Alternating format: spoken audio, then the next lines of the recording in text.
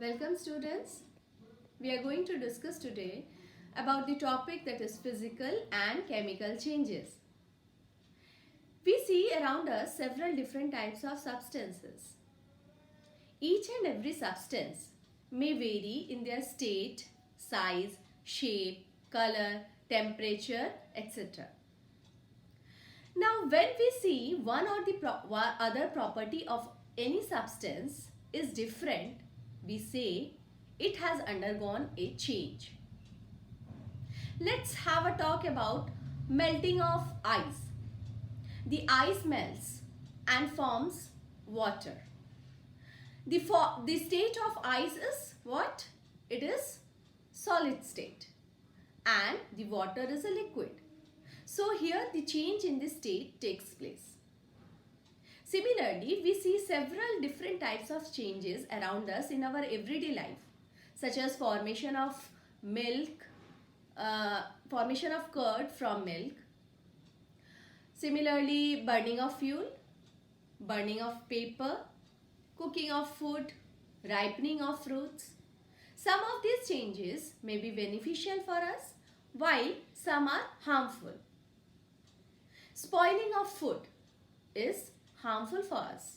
Similarly, ripening of fruits is beneficial for us. So there are broadly two different types of changes. One is physical change, another one is chemical change. Now let's have a look on what is physical change. Those change in which no new substance is formed is called as physical change. Physical change is a temporary change.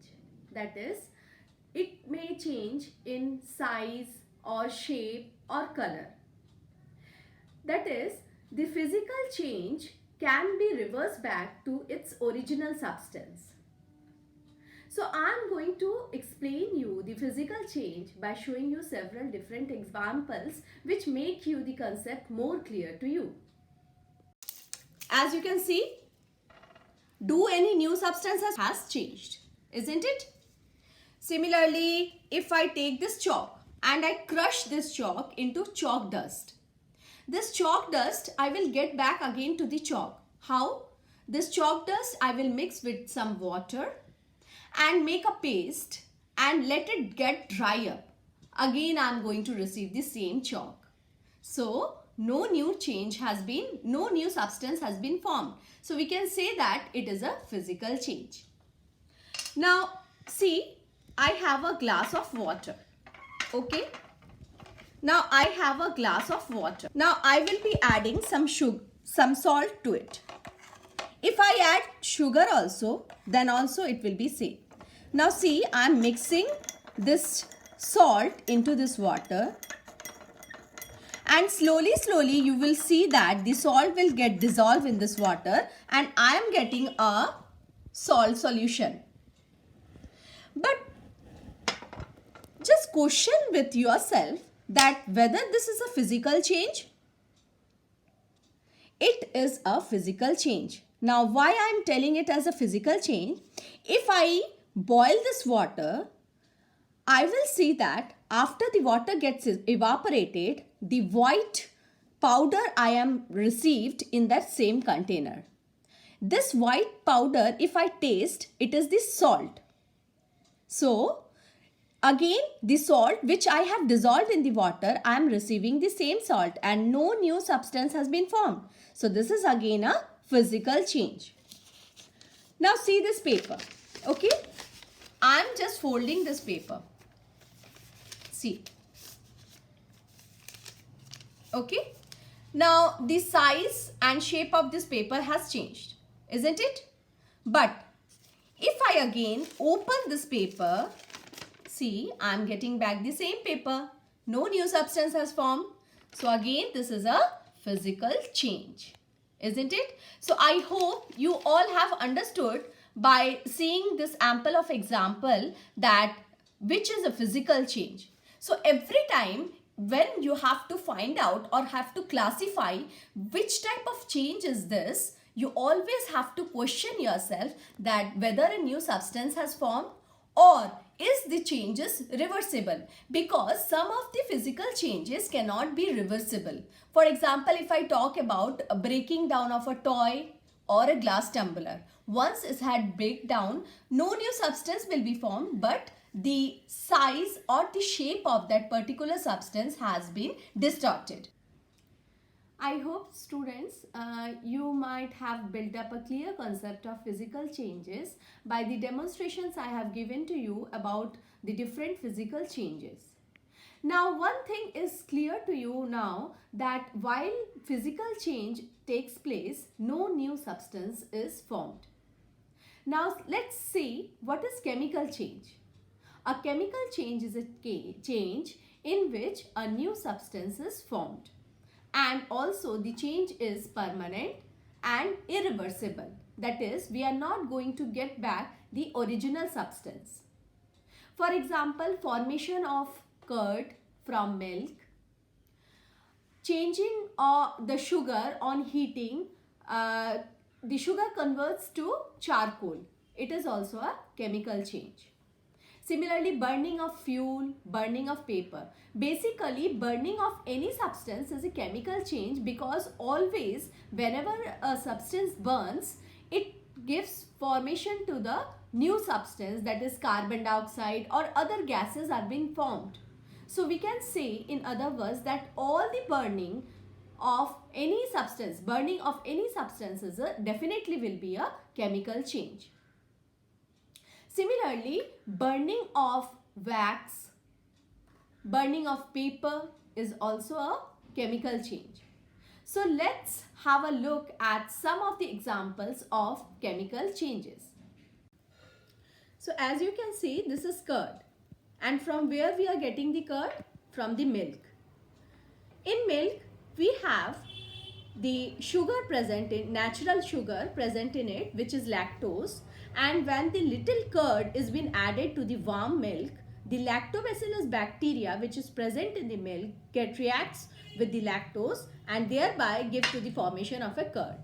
Now this is a chemical change because curd have the new properties which were not present in case of a milk. And also this is an irreversible change. Once curd is formed, we are not going to get back the milk. Now see this apple. Can you observe something over this apple? Yes, you are right. You can see the brown patches over the apple. Now, why this brown patches is there? In apple, there is a presence of an enzyme called polyphenol, which when reacts with the oxygen which is present in the air will produce this brown color over and a layer of brown color is formed over the apple, which is actually a new substance formed. That is, oxidation of that enzyme, polyphenol enzyme takes place, and that give rise to this brown color of the apple. Gases have evolved, and carbon dioxide, carbon monoxide, these are the different gases being formed during the burning of this candle. So thereby we can conclude that a new substance has been formed by burning of this candle. Now let us take this paper and let us burn. As you can see, the paper is burning. So when the paper will burn, it will turn into ashes. Thereby, ash is a new substance being formed and we are not going to get back the paper again. You have seen the paper has burnt and now you can see the ashes, which is again a new substance. So, which type of change it is? Definitely, undoubtedly, chemical change, because we are not going to get back our original paper. This is the ash, which is a new substance form. Here are some of the activities to show chemical changes. These activities can be performed very easily in laboratories. So I am going to explain you these activities in detail. So the first activity I am going to discuss with you is burning of magnesium ribbon. Now as you know that magnesium is a metal which burns easily on heating. So here, as you can see in the pair of tongue, we have taken a long and a thin strip of magnesium metal, which is called as magnesium ribbon. This magnesium ribbon, when heated, it burns in air with a very brilliant white light. See the dazzling light it is giving. And after it burns, it forms a new substance, that is ash of magnesium ribbon. We have found out of it, and this new substance which is formed is the magnesium oxide, which has formed by the reaction of magnesium with oxygen. So thereby we can conclude that burning of magnesium ribbon is a chemical change, because a new substance, magnesium oxide, is formed during this change.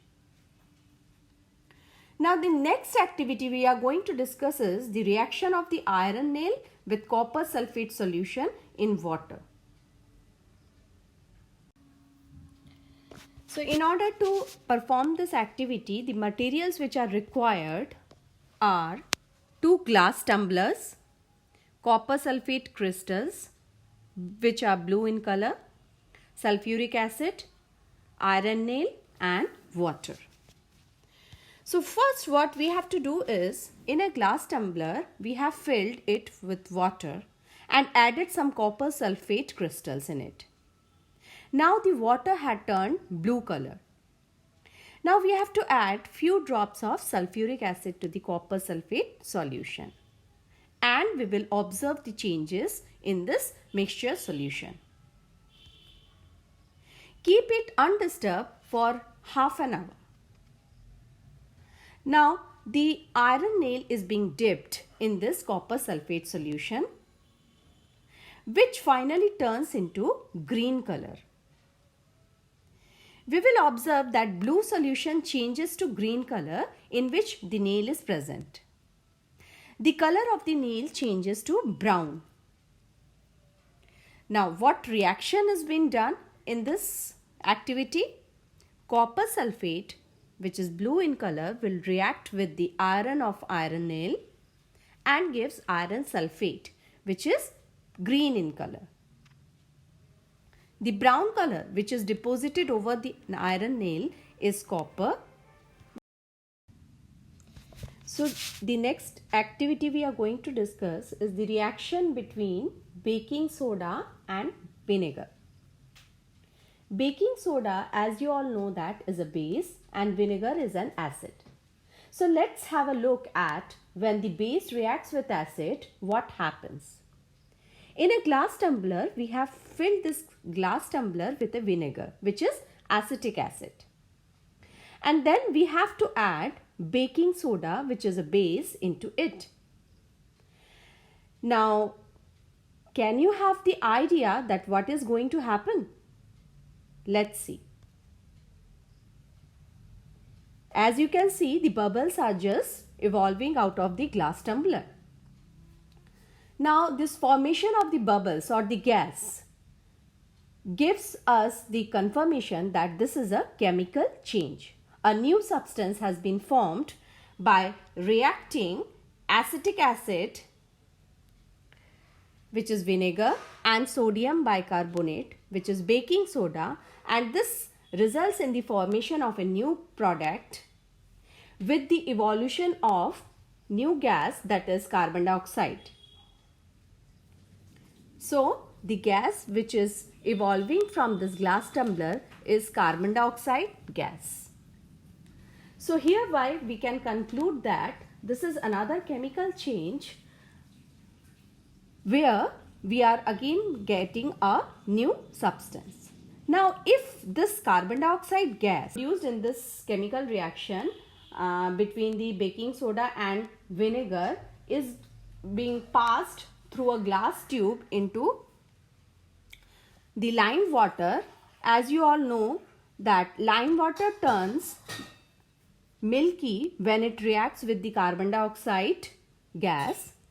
So when this carbon dioxide, which is being emitted from by the reaction of vinegar and baking soda, is passed through this lime water, it will turn milky, which gives us the proof that another new substance, a chemical change, the reaction between lime water and carbon dioxide gas is another chemical change, because a new substance, calcium carbonate, is formed during this change. So turning of the lime water milky is used as a standard test for carbon dioxide gas. This is because only carbon dioxide gas can turn the lime water milky. So now we are going to discuss the next chemical change, that is rusting of iron. Almost every iron or steel object which is kept in the open gets rusted slowly. We can usually see that rusted iron gates of parks, iron benches, okay, which are kept in the garden, which always remain in the open. In fact, the agricultural tools such as spades, shovels also get rusted when it is exposed to the atmosphere for considerable time. In the kitchen, the iron pan often gets rusted if it is kept in a wet state for some time. So, we can say that whenever an iron object is left in damp air for a considerable time, it gets covered with red-brown flaky substance called rust. This process is called rusting of iron. During rusting of iron metal combines with oxygen from the air and water, and the rust is formed, which is iron oxide.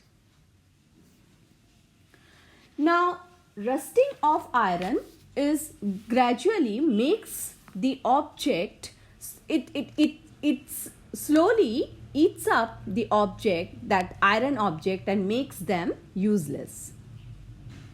Since iron is used for making the large number of objects or articles such as bridges, grills, railing, gates, trucks, ships, etc. So rusting of iron causes a great loss over the period of time. So what will be the solution for this rusting of iron? Yes, prevention from the rusting of iron have several processes. There are several methods of preventing rusting of iron. So we are going to discuss it one by one. So the first method we are going to discuss for the rusting and its prevention is painting. Painting, giving a coat of paint